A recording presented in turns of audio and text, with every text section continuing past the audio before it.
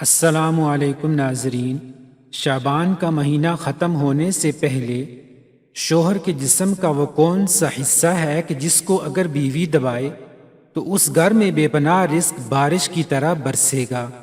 اور نبی کریم صلی اللہ علیہ وسلم نے رزق میں اضافے کے لیے کون سا بکمال عمل بتایا کہ جس کو کرتے ہی صحابہ پر رزق کی بارش ہونے لگی۔ یہ تمام باتیں اس ویڈیو میں تفصیل سے شامل کی جائیں گی۔ آپ سے گزارش ہے کہ ویڈیو کو آخر تک ضرور دیکھیں۔ ناظرین، میری آج کی ویڈیو خاص طور پر خواتین کے لیے ہے جو کہ شادی شدہ ہیں۔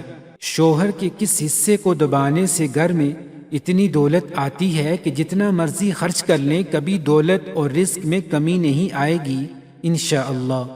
رات کو سونے سے پہلے عورت نے شوہر کا یہ حصہ دبا لیا تو گھر میں دولت کی اتنی فراوانی ہوگی اور ایسی جگہ سے رزق ملے گا کہ آپ کو گمان ہی نہیں ہوگا۔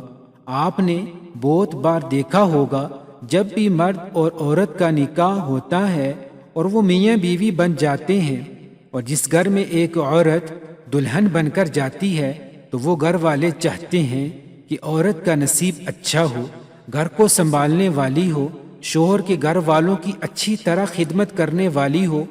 اس کے اپنے نصیب کے باعث شوہر کو اچھا روزگار ملے گا۔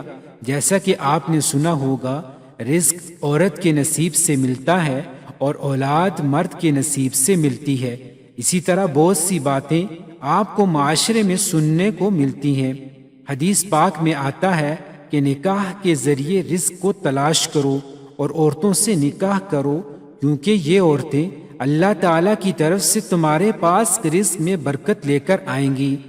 ناظرین، ایک بار ایک آدمی آپ صلی اللہ علیہ وسلم کی خدمت اقدس میں حاضر ہوا اور اپنی تنگ دستی کی شکایت کی اور کہا کہ میں بہت تنگ دست ہوں، بہت غریب ہوں، میرے پاس کھانے کے لیے کچھ بھی نہیں ہے، میری غربت ہی نہیں جاتی۔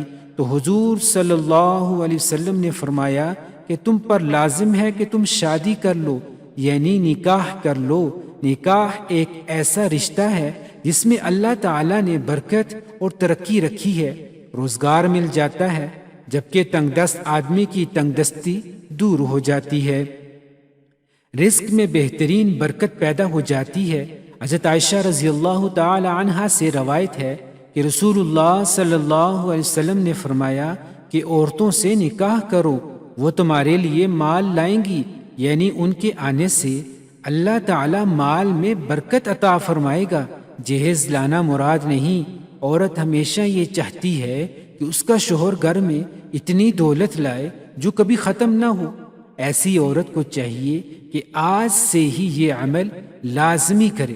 شوہر اپنی بیوی اور بچوں کے لیے محنت کرتا ہے، مشقت کرتا ہے، وہ چاہتا ہے کہ اسے کسی سے کچھ مانگنا نہ پڑے اور اپنی ہی کمائی ہوئی دولت سے بہترین زندگی گزار سکے۔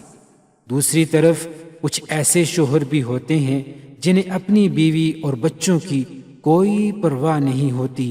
ایسے مرد زندگی بھر ذلیل اور خوار ہوتے ہیں جو اپنی بیوی اور بچوں کی قدر نہیں کرتے۔